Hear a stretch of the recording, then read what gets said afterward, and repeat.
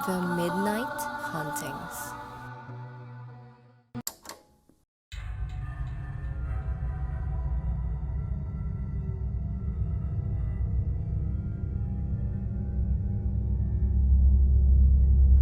Magandang araw mga ka-midnight. Ako si Blue. Ang kwentong ito ay pinadala ng isa nating tagapakinig.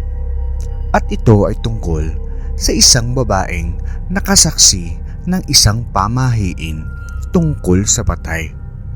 Kung saan nagkasugat ang kanyang tito habang nasa lamay at hindi na ito gumaling. Maraming pamahiin tungkol sa patay na nababalot ng kababalaghan. Bawal mag-uwi ng pagkain, bawal bumusita ang buntis, at kung ano-ano pa. Isa na dito ang pamahiin na kapag ikaw ay may sugat, ay matagal ito bago gumaling. Ito ang nasaksihan ko noon. Ako nga pala si Miranda. Laking probinsya ako, ngunit nakituluyan ako sa aking tito Edwin at kanyang asawa para makapag-aral sa kolehiyo. Ngunit biglang namatay si Tita Diday at ang usap-usapan ay inatake daw sa puso nang malaman na nambababae si Tito Edwin. Matipunong lalaki si Tito at kilala sa amin. Alam namin na lapitin ito ng mga babae, ngunit hindi ko inaakalang makakapambabae siya sa bait ni Tita Diday. Sa araw ng lamay ay halatang malungkot ito at nagsisisi. Napansin namin na may sinisilip ito sa labas miya't maya.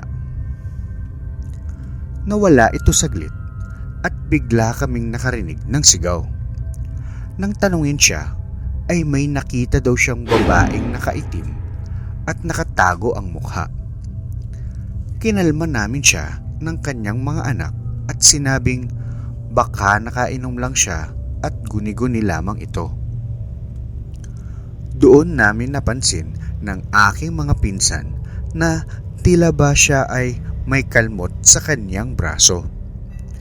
Binalaan ko siya na paniniwala sa probinsya ay masama daw magkasugat pag may patay dahil matagal daw itong gumaling.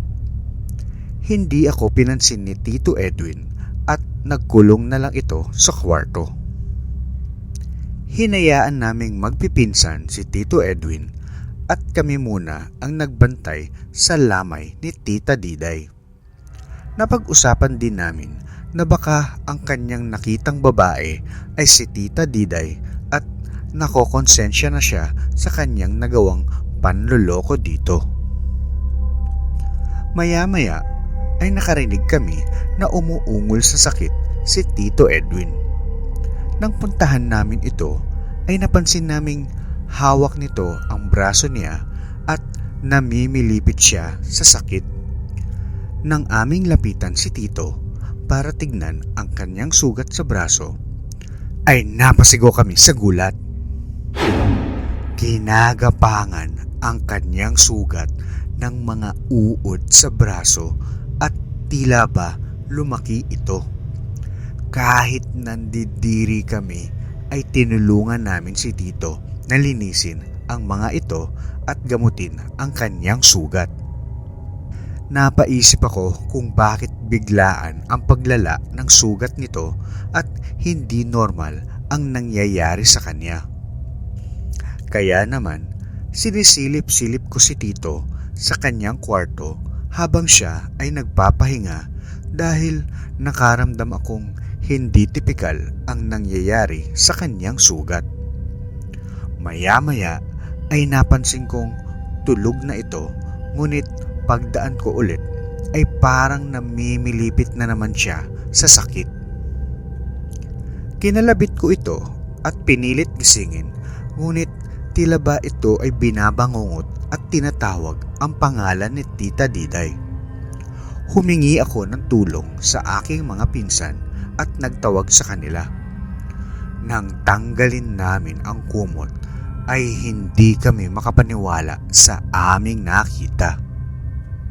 Sobrang lumaki ang sugat ni Tito at nabalot na ang buong braso nito. Agad-agad naming ginising si Tito Edwin at balak na namin siya dalhin sa ospital. Ngunit pinigilan niya kami dahil sinabi niyang minumulto siya ni Tita Diday dahil sa kanyang ginawa.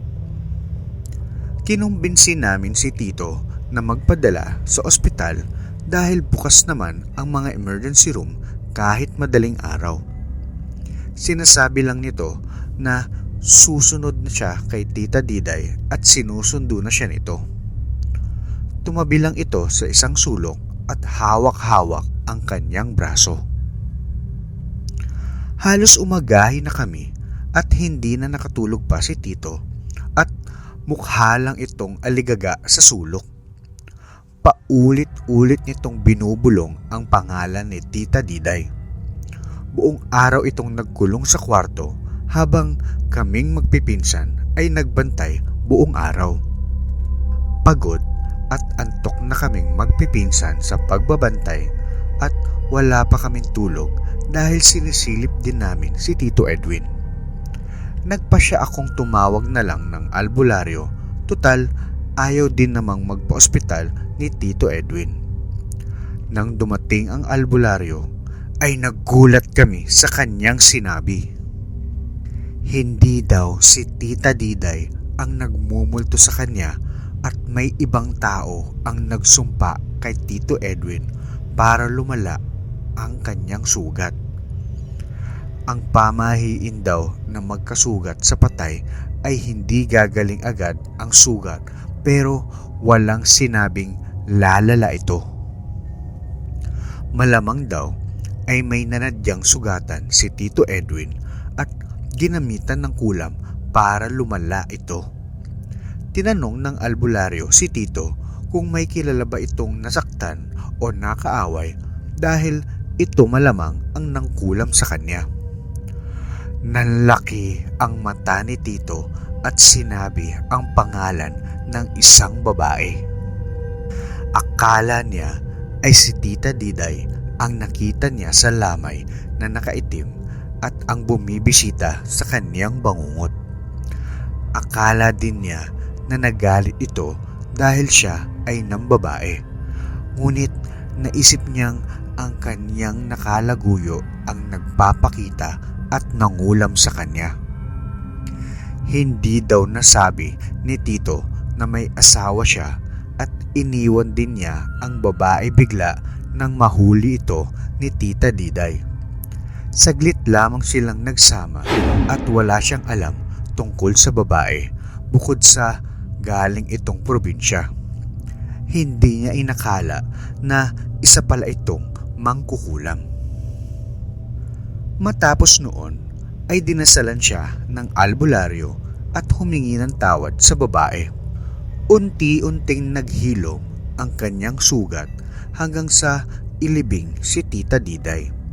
Sising-sisi si Tito Edwin sa kanyang ginawa at tumigil na ito sa pagiging malapit sa ibang babae kahit matagal nang wala si Tita Diday. Ating tatandaan na mamuhay tayo ng tama at iwasan ang mga gawaing magdudulot ng sakit sa ibang tao. Kahit na sundin pa natin lahat ng pamahiin, kung masamang tao tayo ay baka mauwi pa din sa paglala ng isang sugat sa lamay.